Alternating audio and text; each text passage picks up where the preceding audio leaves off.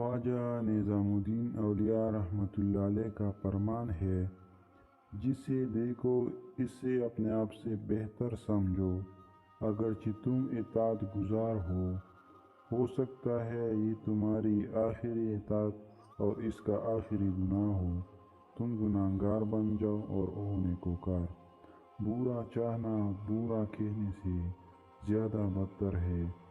مکارم اخلاق کے بارے جاننا اور مکارم اخلاق کا مالک ہونا دونوں میں بہت فرق ہے۔ اگر کسی نے تمہیں تکلیف پہنچانے کے لیے راستے میں کانٹے رکھے تو انہیں راستے سے ہٹا دے، اگر تو نے بھی اس کے جواب میں راستے میں کانٹے رکھے تو پھر دنیا میں ہر طرف کانٹے ہی کانٹے ہو جائیں گے۔ جو نہ خوشی سے خوش ہو اور نہ غم سے غمناک ہو وہ سچا درویش ہے۔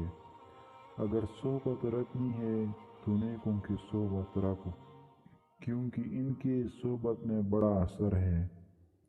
جس علم میں عشق ہو وہ خلافت مشائخ کے شایان ہوتا ہے۔